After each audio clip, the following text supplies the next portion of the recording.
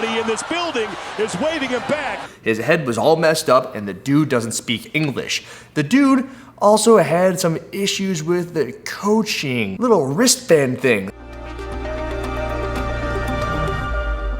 Yo, I'm back. Genie, you're free.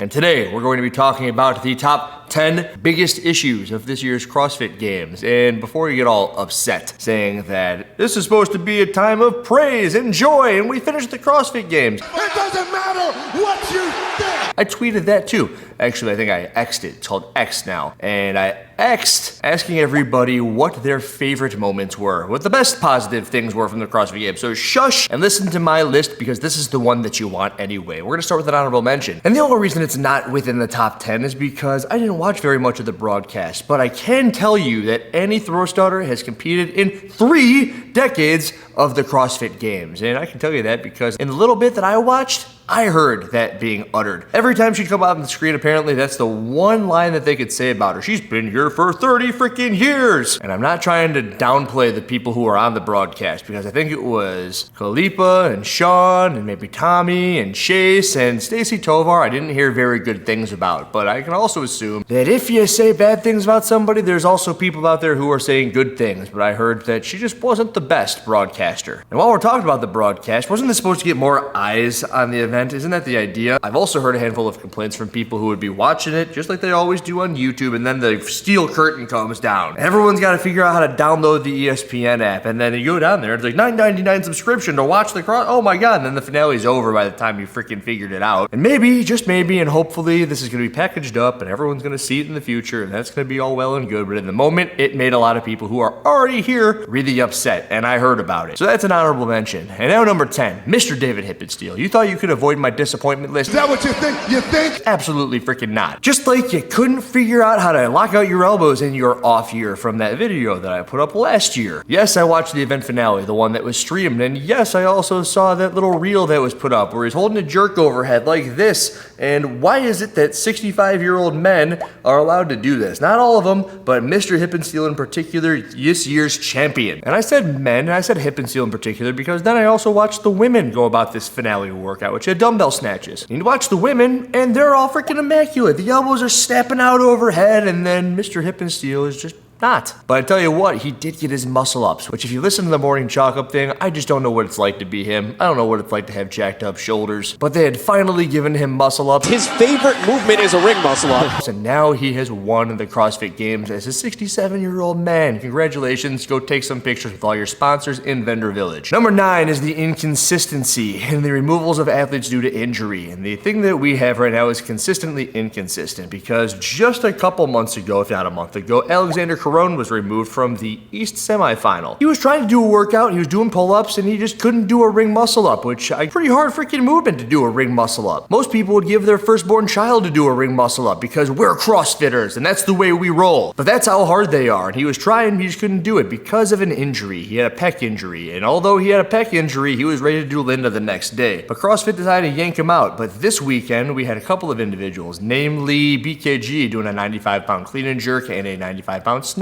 in the max effort lift. And last time I checked, he was capable of much more than that. And then we had Roman Krennikov sitting on the bike in the last workout, just pedaling away. I don't think there was a minimum work requirement, but you just kept on sitting there. Of course, we saw him doing the double unders with one leg, but the consistently inconsistent thing is that they allowed that to happen, but they did not allow Carone to continue in his competition. Keep his points, get his finishing. He wouldn't have had the biggest impact, but he said he could continue, but they said, no, you can't because you're hurt. These two, Roman and BKG, are clearly hurt. Why is it that they got to go? Maybe it's because Dave back. Maybe Dave goes, okay, I can't believe you idiots took out Carone. We're gonna let these guys continue if they want. They've earned their points, and I haven't in this side. I agree. I said that when Carone was hurt. It's like, I can't believe they just yanked him out if he was able to continue. He's here, let him continue. And while we're talking about this, the other thing that CrossFit did well here had to do with Josh Matt's face. I know something about face injuries. You know, I got this scar right between my eyes from Well, you look nervous. Is it the scars? You want to know how I got them? falling on a giant metal thing thing when I was trying to build this garage. Big old hole in my face. And Josh Matz, it sucks that you got a big old hole in your face from practicing your handstand walk. I hope you have a swell recovery. I hope you open a YouTube channel as a result of it. But anybody who thinks that CrossFit dealt with that the wrong way, it's about being consistently consistent, which is where we started off this number 9 topic. The team checked in, and once you check in, there are no moves to be made. It doesn't matter if you have alternates. The alternates are to be put in at the time of check-in, right there. What's the saying? If my aunt had a dick, she'd be my uncle. If only we had practiced the handstand ramp before we checked in, then we could have put in the alternate. Damn straight. Yeah, of course, some stuff sucks. But anybody who disagrees with the way that CrossFit went about it, you just have no idea what it would be like if it were to happen next year, and then they go, okay, what was the extent of the injury? What do we do? I don't know. We let this guy in, and his face was torn apart, and this person had their arm chopped off. Which one's worse? The hour. The point in time is they checked in and they held the rules, so that's a good high five CrossFit. Number 8, CrossFit East Nashville. They were this year's team that was supposed to come for the top. They're the super team, and every year super teams just don't quite do it. What do I mean? Well, last year, Annie Thorisdottir, the 3-decade competitor of the CrossFit Games, she was on a team last year, and her team were supposed to take down CrossFit Mayhem. Rich Froning, along with Sam Cornway, Andrea Nisler, and Taylor Williamson. And you know what happened? They were on that team that was supposed to take down and be the next big thing. That is, until Invictus goes and wins, Devin Kim and Josh Elchama, Jorge Fernandez, Brittany Weiss. Great job! That team competition, by the way, if you didn't watch it, I strongly recommend it because the programming is way better over there. 192 feet of unbroken team handstand walk. It's an opportunity to say that. Teams all the way to the other end. Invictus getting a little up there. Excellent work, keeping it all together and keep that handstand moving in the right direction. It's way more fun to watch, in my opinion, too. Number 7 is the coverage of the age group and the adaptive athletes. The only thing that they had to do here was say, hey, this is not going to be broadcast. The other thing that they could have done is they could have gone to one of the 4,000 cameramen out there. Maybe somebody like me with a YouTube channel who can stream it and everyone can go and just watch, because if you're not going to record it, let me do it. But what's going to happen is they're going to demonetize my YouTube channel and say, hey, how dare you, copyright struck. CrossFit owns this content. Well, all right, just piss everybody off and don't let anybody stream it. I get it, but whatever. I'll just sit in the corner all weekend. That's fine. You don't want Andrew Hiller to help, Andrew Hiller won't help. Here we are, top 10 disappointments. But anyway, everyone was upset about that because there was no announcement made. Imagine you're just sending your brother, your sister, your son, your mom and dad are at the CrossFit Games and they're competing and they've done all this work. They are the major age group that now monetizes the CrossFit Open, 35 all the way up to 65 plus. Those are the people that got money, the working people who have been working for, I don't know, what, decade to freaking 40 years. They got the money, but they don't have the spectatorship. And I understand that CrossFit isn't doing all that well. We see it here, there, and everywhere. Noble has reached out to random people to give them money to fund stuff, and then they aren't putting banners everywhere. They don't even have floor in their freaking vendor area. It's just a parking lot. No air conditioning like they had last year. There's no money. And these age groups don't bring money in the sense of eyeballs, which is what the freaking sponsors want. But they do bring people in through the open, and you pissed them all off. And I know because I had 30 people reach out to me, and if you didn't look at a single one of those comment sections, you're probably mentally healthier for it. And all they had to do was give everybody an email beforehand saying, hey, we're not broadcasting it. That would have done something. And then the other thing they could have done is given some of these freaking videographers a stream to shoot on. But no, just nothing. That's fine. Whatever. That's number 7. Number 6, the placements of Daniel Brandon and Justin Medeiros. There's stories here, and all sports have stories. What's the story of Brandon? What's the story of Medeiros? Maybe those will shake out. Maybe Medeiros fell off his bike, got a little bit of a concussion. We don't know. It would make sense considering the pig chipper and the bike ride were very, very bad finishes, and after the first 2 events, he was in, 36th, 37th place as the guy who had won the CrossFit Games the past 2 years. You don't see it very often, barring Rich Froning in a swim. Is he kind of waning because we also saw him not perform all that well in the semifinal? He didn't look all that great. Who knows what's going on with him? Maybe he'll come back and dominate next year and everyone will shut up. But maybe we've seen the best of Justin Medeiros and it's in the past. Who knows? What about Daniel Brandon? We look at the Brute campaign. There's a whole bunch of people there who are doing better than last year. As Greg Doucette would say, better than last time. But that's not her case. She went down a little bit. What happened? Is it her superpower, which can either work in her favor or work against her? Is that attitude, the competitor that she is? Things go her way and then she gets even better because of it. Things don't go her way and then she gets even worse because of that. Who knows what it is? Maybe that'll shake out, but maybe last year was also her best finish ever. And she was never going to have a chance to compete with the Laura Horvaths of the world. We'll have to wait till next year. Number 5 are the camps. Proven, HWPO, and Mayhem. In that order, the most disappointing. So the most disappointing is Proven, then HWPO, then Mayhem. Andrew, why do you say that? Well, the team did really well. No, that is not a Proven team. I even said it earlier. Taylor Williamson and Andrea Nisler, they came from Mayhem. Before they came from Mayhem, they were over at OC3. They're just like these traveling nomad people. Like, we're really fit. We want to be on your team. No, we want to be on your team. Then they win every competition, but not this year. It actually says more that they finished in second than anything. They had Tola, who was last year on Annie's team, and they had Tim Paulson, who was an individual. That is not a Proven team. The individuals they had are Will Morad, who did better. I think he finished 14th up from 22nd in the year previous, so that's good. But then they got Sydney Wells, who had her first rookie appearance, so it was decent. But where's everyone else? Well, Tia had a baby, and without Tia's star power, and without Brooke Wells, who didn't make it, and without Saxon Panchik, who didn't make it, probably because the Proven volume beat those people into the ground. I'm also saying that Olivia Kerstetter don't count. That's Jacob Hepner's athlete, as far as I'm concerned, at least until she spent about a year there, but she's been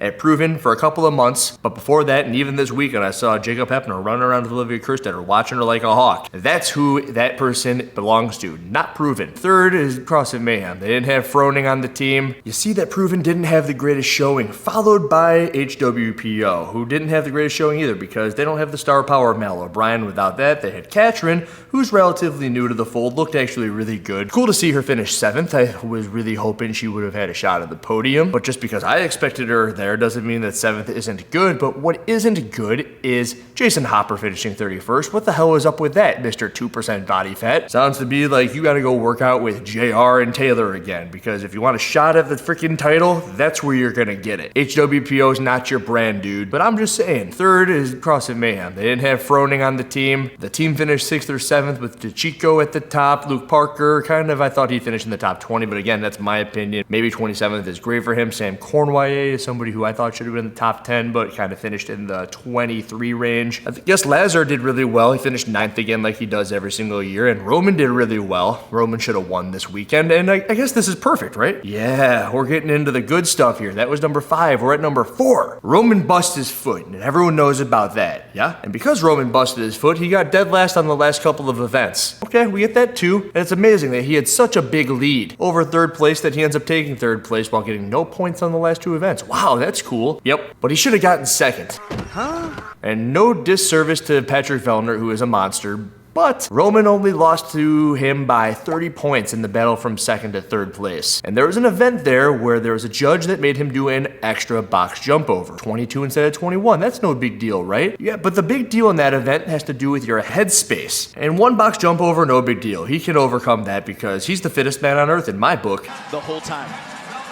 6 minutes is the time cap here.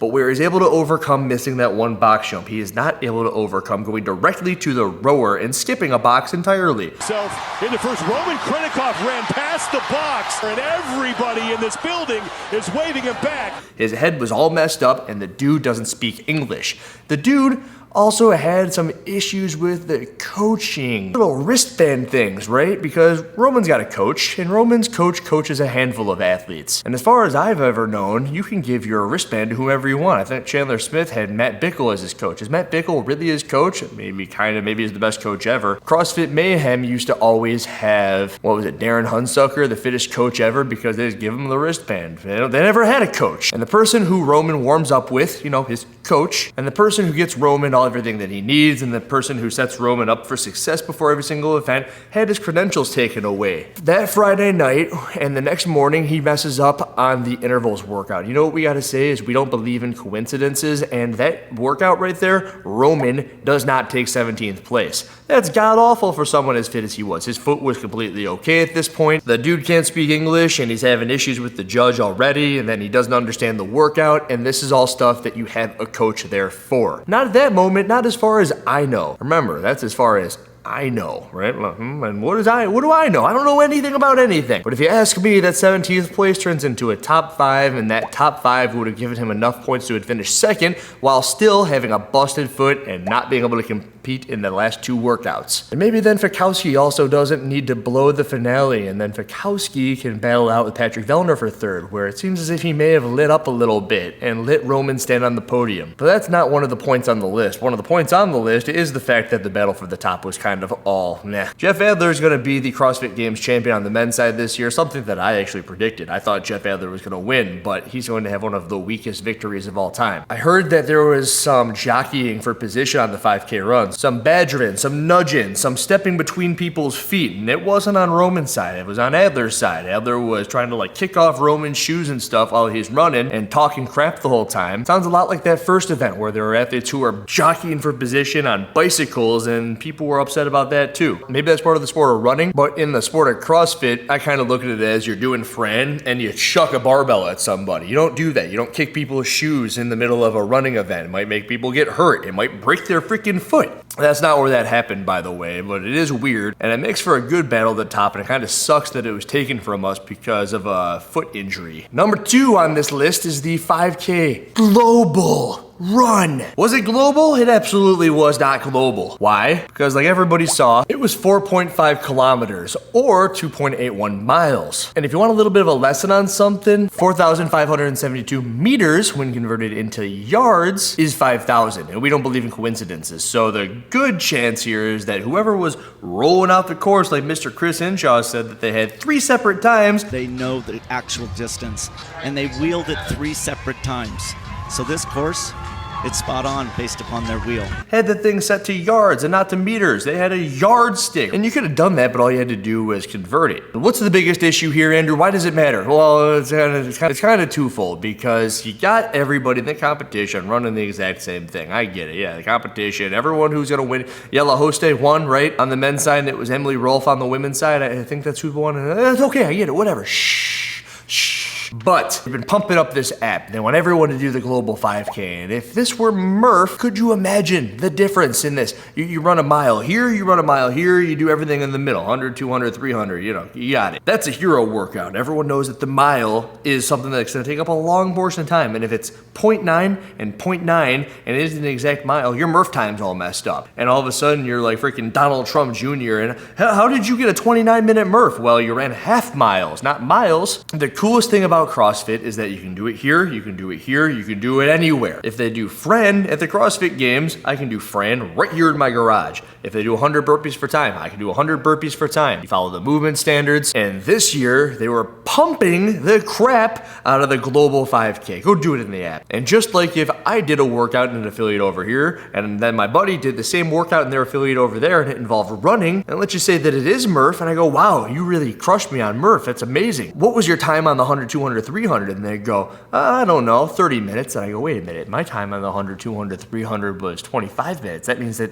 on the 2 miles, you had to have beaten me by 5 minutes. And they go, yeah, I'm a pretty good runner. And then a freaking month later, you go to their affiliate and you run on their freaking mile course. And you go, this is 3/4 of a mile, you turd. You said you beat me on Murph. You never beat me on Murph. You didn't even run the full mile. That's why it's a big deal. But everybody calm down. Chris Hinshaw has spoken, just like he did on Hip and Steel. 2 things on my list featuring Chris Hinshaw. The number 1 most disappointing thing at this year's 2023 CrossFit Games is, drumroll, the programming. And why? What? Andrew, the workouts were great, weren't they? Is that what you think? You think? Well, let's tie this together with the cuts. The cuts in the programming, because I really hate doing those shows where you're, trying to guess what the workouts are gonna be. I hate it. Because all you can be is wrong. No one's ever gonna be right when you're trying to guess what it is. I mean, with the exception of JR, he's great at it. And he's guessed some of the stuff last year. I think he had a couple of hits this year, but you're never gonna guess. And all you can be is wrong, and I hate being wrong. I hate being wrong so much that I gotta bring it up so that I'm right about being wrong. When I'm wrong. And now that it's all done, and you can see where the cuts happen, and you got the first 2 days where everyone's doing it, and then you got the next day where only the top 30 are doing it, then you've got the final day Sunday where only the top 20 are doing it, and you see an ungodly amount of pulling. Ungodly amount of pulling. I got it right here. The entire field, by the time that there was a cut, had to do 1, 2, 3, 4, 5, 6, 7 upper body pulling movements when compared to 2 upper body pressing movements. And by the way, I put the kettlebell clean and jerk into both columns, so you could probably just wash that thing, in which it would be 6 to 1 upper body pulling to upper body pressing. So what it's telling you is that by the time that it cut down to the top 30, if you were an athlete that had gotten cut, that had relatively bad upper body pulling, that very much could have played into it. Maybe like Jason Hopper. Maybe if you give Jason Hopper a whole bunch of upper body pressing, he's in the top 10 of the CrossFit games, because as if we saw with Kelly Baker, there was the potential to really move your way up the leaderboard. She was one event and a couple of places better from getting into the top 20 and making it all the way through, which would have really thrown a wrinkle into this whole cut thing and really given a whole bunch of people who were complaining about it some ground to stand upon, able to move yourself up the leaderboard like she did, which she did do, but the pulling didn't stop there. There was a buttload of pulling over the entire weekend. If we just want to talk about this being upper body pulling versus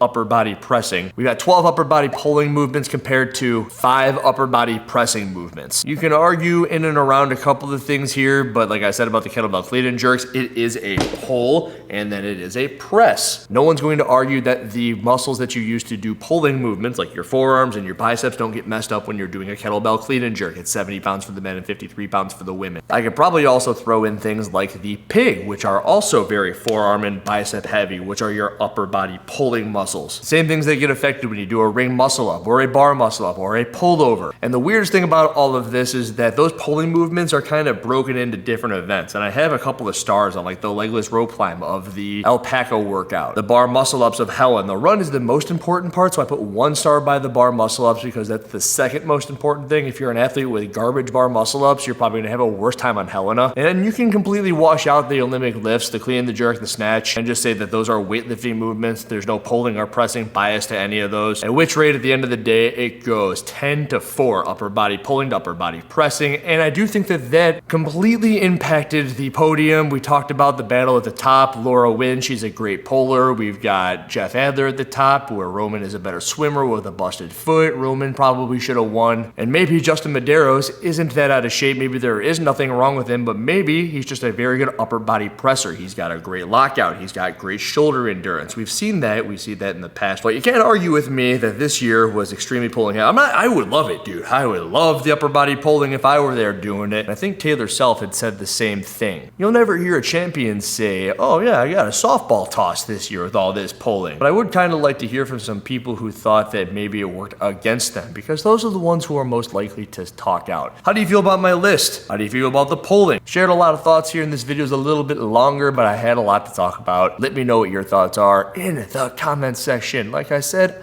I'm back. Andrew Hiller, out. Please press that like button. Do it! Just do it! Yesterday, you said tomorrow. So just do it! Make your dreams come true! Just do it!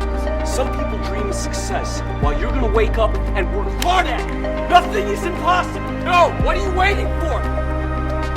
Do it! Just do it! Yes, you can!